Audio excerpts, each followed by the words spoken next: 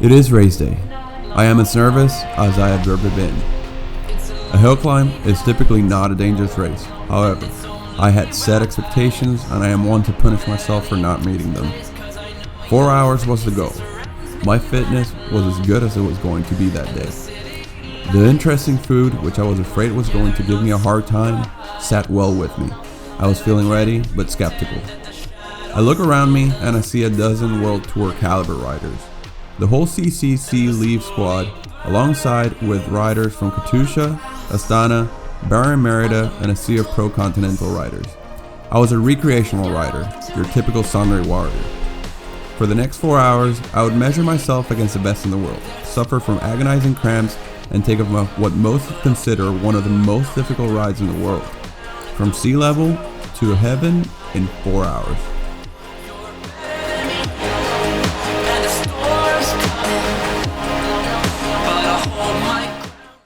That is a clip from a video produced by a gentleman named Luis Berrios from Roswell, Georgia. And Luis took on one of the hardest bike races ever, the Taiwan KOM Challenge. It was wild. Watching the video, it was cool to see just the amount of pain he put himself through and how he comes out on top. I don't know, spoiler or anything, but just a great video, a great ride. It is a great video. We are going to have that here on our Giant USA YouTube channel. You can watch that as well. But consider this a teaser.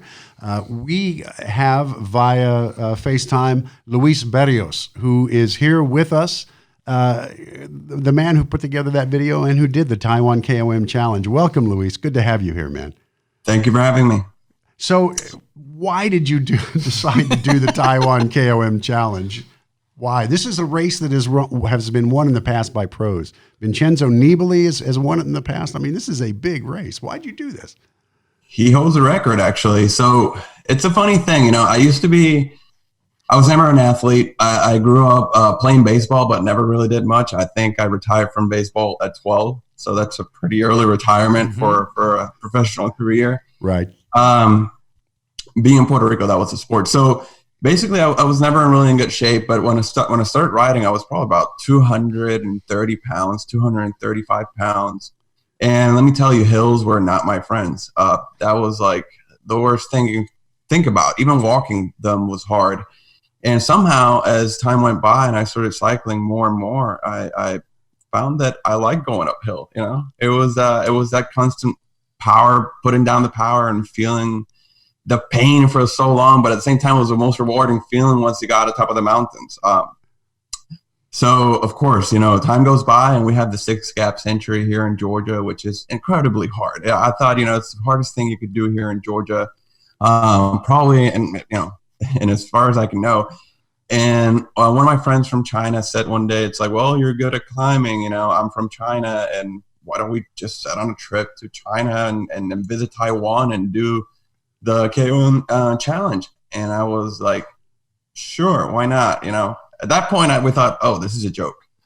We're just going to be like, yeah, when are we going to China, or we're going to Taiwan, And then it just turned out that one day we're like, well, let's buy the ticket. We're ready, right? It's like, I guess. When a joke becomes reality, man, what a great idea, though. And of course, there's this whole attraction of like, you get to ride with people who are just a tad bit above your caliber, just a tad bit above. But no, riding with the pros was something else. It was getting to see the people that were there. I couldn't imagine doing that anywhere else, but maybe like a Gran Fondo, but not competing against them. Now, you do race back there in Roswell, Georgia, right? You are on a race team. Yes. I am currently a Cat 2. And so I race in the Pro 1-2 level, so I do get to race with a lot of guys that are pretty quick. But this whole world tour thing at the KOM was definitely something else. And the shop, you work with one of our giant retailers there. I mean, you have been an ambassador for the shop. It's Roswell Bicycles. Can you tell us a little about that? Absolutely. I'm what I would consider the shop mascot, I would say. So basically, I made good friends with the guys at the shop once I moved out to Roswell. And it's been a story, a beautiful story ever since. I used to work there full time. Now I kind of do a side gig for them. I keep up with their marketing and it's kind of a social ambassadorship. You know, I just like to promote the sport and make sure that everybody else is enjoying it around. Yeah, Hot Dog has done the Belgian waffle ride. You did that one time, right? Yeah, And a pretty wild ride down out here in San Diego. Right. And that was how much? How long were you on the bike? I was on the bike over 9 hours, and it's 9 hours. Yeah, Yes. like 130 something miles with 12,000 feet of climbing. Now, I'm obviously not at the same level. I think at my mile 50 mark, I was passed by the guys going the other way at their mile 80 mark. So the guys who ended up winning the race were easily 30 miles ahead of me at one point. So it's an out and back, basically? Kind of. There's a nice little loop in there, but my goodness, I can't imagine what you did at that level, just trying to keep up with the guys and gals who were just hammering this climb that you said was just agonizing but beautiful. But I mean, just to push yourself to their level, I'm sure it's insane.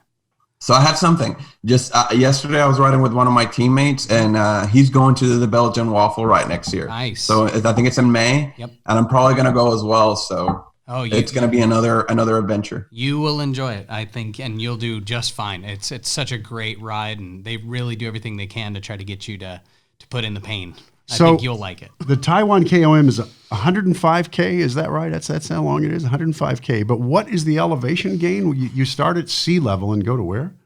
I think it's 11. Well, the total elevation gain is about 11,450 feet or so. Yeah, but there's a ditch. So like there's a point where you get to like kilometer, maybe 85, and then you go down 2 miles, and then you come back up. The downhill section was fantastic. It's the only downhill in the whole course, and you're going like 45, 50 through like these switchbacks at like 9% going down. Yep.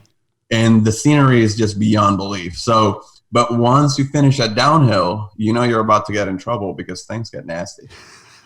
Yeah. Well, you had a great bike for this, and I'm going to play another little clip from your video here. This is where you get to see your TCR Advanced that you're going to ride in the Taiwan KOM Challenge. So here is the machine where we're going to be riding up the Taiwan KOM. I'm starting to dial it in a little bit. It looks pretty good. It feels amazing. I think the mechanics did a really good job of putting it together. This is going to be Giant TCR Advanced Pro 1. I'm not sure if this model has made it to the US yet. I think it has. This one in particular has Di2, so it's got the new Ultegra Di2, latest gen. It has that 3434, so I'm gonna need that tomorrow. It's got some nice carbon wheels, and it also has a power meter. You're gonna see here. It's new. This is new Giant's new power meter. It's called the Power Pro. I have not seen this before on any of the bikes, but then again, I've been off the industry for a minute or two. So let's see how this performs tomorrow, and we'll make it work. And here's Gao Gao. Look at that handsome man. Who is Gao Gao? Tell us again who Gao Gao is. Gao Gao is my Chinese friend. He's the one who pushed me through the limit. Awesome. Pushed me through my paces, and I owe him a lot of thanks for taking me through this amazing adventure. Great man. And this was a bicycle that you had never ridden before. It's not like your standard bike that you have behind you there. It's not the bike you're used to that's absolutely dialed in. This is a bike you'd never ridden before.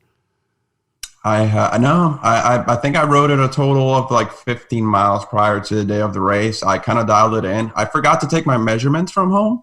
So I eyeballed my fit, and that was as good as it got. And as far as riding, I consider myself very holistic in that sense. It's very just, let's go how it flows kind of thing. I'm the body good with knows that. itself. It looked like you were having fun. Like you said, you kind of added the pain, but and you enjoyed it. But I like the idea that you just go with it. It doesn't matter. My measurements are close enough. Yeah, it feels good. And if I have to like knock it up a little bit, I'll just tap the saddle and we're good to go. Perfect. You also got to tour a little bit of Giant. You got to learn a little bit about Giant. Tell us about your factory tour. Wow. It was something else, honestly. We were there. We were so excited to go up there. I think we saw pretty much everything from where the carbon strains start, everything all the way down to the minute details of quality control and all stuff like that. So a huge thing that impressed me was like how much manual labor is involved in this. It's not all machine, but sometimes when you do things make mass produced, you might think that they're all machine made. It's like, no, these bikes do take a lot of handwork. These guys are there for hours at a time. And I couldn't quite get the amount of production that comes out of the factory. I didn't ask for it because I was so excited looking at some stuff. But I don't know how many they can make. It's impressive that they're the biggest manufacturer when it seems like it takes a long time to make a bike. Let's take a look at that clip where you're walking through at least part of the tour. Let's take a look at that. When most people think about Far Eastern manufacturing, they might think of mass production and questionable quality. Let me tell you, this is not the case with Giant bicycles. The largest bicycle manufacturer in the world does not base its operations solely on efficiency. Passion for cycling is clearly present. Our tour was comprehensive. Seeing these craftsmen and women laying carbon layers by hand with precision and care shows that this is not your typical bike. It's one built with love and incredible attention to details. Their testing processes are beyond what anybody would expect. These bicycles are tough. Not only are they tough, they are light, stiff, and agile. These bicycles are tested to their limits, of which no human can actually replicate. Every part of the bicycle frame can be traced back to its original builder. Every step in the process is carefully executed. Giant Bicycles is the world's most influential bicycle manufacturer because of the bikes and the people that make them. Luis, I don't want to give away your video because your video is great and I want people to watch and realize, oh my gosh, did he make it? Did he not make it? I want them to wonder that at the beginning. But you had a goal from the outset. You were going to try to do this in a certain amount of time. Tell us that. So 4 hours, I think, was what I thought was feasible, at the same time. So here's the curious thing about it. I wanted to do 4 hours. I thought I could do 4 hours, but somehow I was also doubting myself that I could even finish a race in the cutoff time. I don't know how, I don't know why. A lot of it came down to not really having done anything like this before.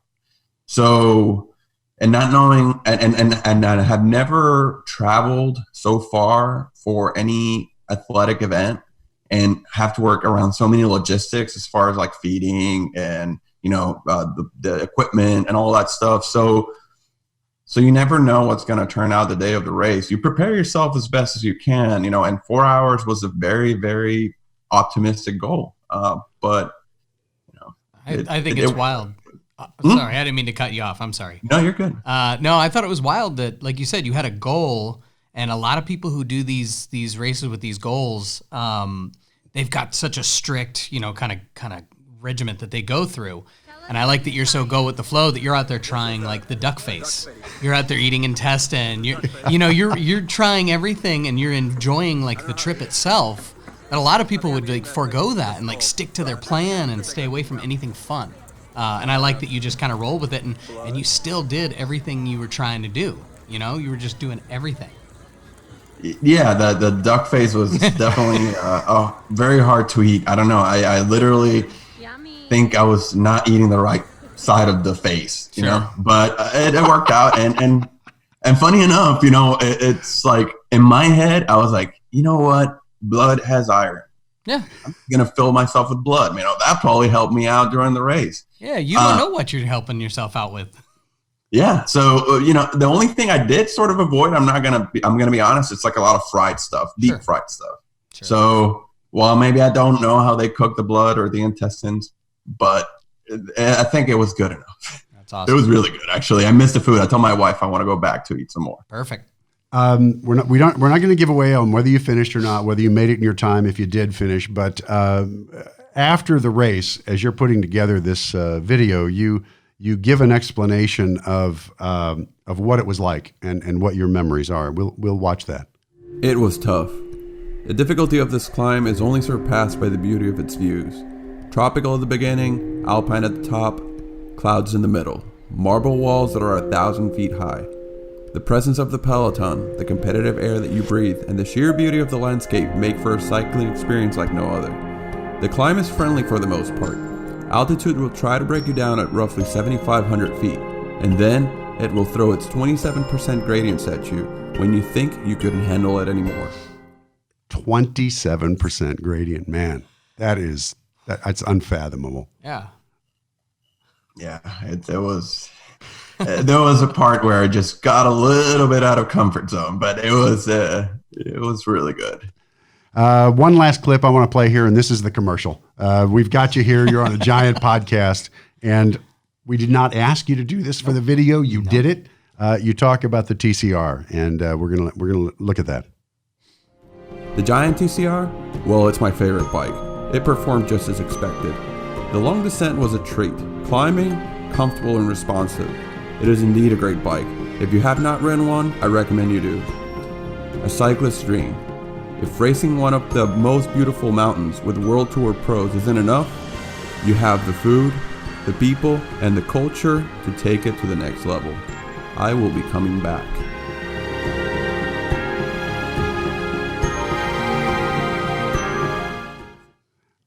So you're going to go back next year, do it again? Not next year. I'm going to give it a break. My wife is asking to go somewhere else this time around, but I think I will be going back in 2 years, and I want to see the new building too for the headquarters. That's cool, right. Yeah. So it looks awesome from any of the photos I've seen. It looks like it's going to be awesome. Yeah, we've seen. There's a little bit of a preview in the video too. Yep. Yes, there is a little bit of a preview in the video. So the video is on the Giant USA YouTube channel. Luis also has posted it. And real quick, had you ever shot and edited anything like this before? This is a really nice feature, Luis. Is this your first time ever? It is my first time, and it was hard. It took me a little bit over a week or so to put together. I wanted to make sure it looked good. So, and I'm glad a lot of people seem to have liked it. I'm very happy for that. I've gotten myself a drone now, and I'm getting myself a GoPro, because all that stuff was loaned. I didn't have the equipment. So I just keep looking forward to doing more and more and more. Yeah, no, I think you did a great job. You add the caveat that I'm not a blogger. I'm an okay racer, but you showed in this video, you're actually both pretty darn well. So yeah, I think it was really well done. Thank you. And we really are grateful for you riding our product, Luis. I mean, that's just terrific. Thank you very much. You have done a terrific race here, and you've put together a great feature that none of us knew about until we saw it on your YouTube channel. And that's when we contacted you and said, we've got to do a little more and get a little more behind the story on this thing. So thanks very much for riding our bike. Thank you guys for making the bike. Absolutely. All right, Luis, all the best to you, and we'll talk soon. All right, man? Thank you. Yes, sir. Have a good one. Thank you. Okay, doke.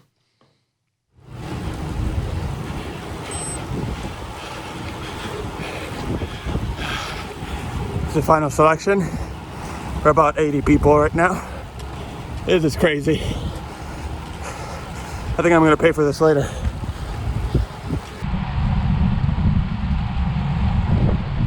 I found a wheel I liked. It was from Paulina from CCC Live. We held some conversation as we gained elevation. It seems like she grew bored and decided to leave me, so there she went. I was not prepared as far as feeding logistics. I never am. I drank a full 3.5 bottles for what should have been at least a 5-bottle day. I would pay for that later. I kept riding my tempo and met with Paulina about 15 kilometers from the top. Things were about to get serious.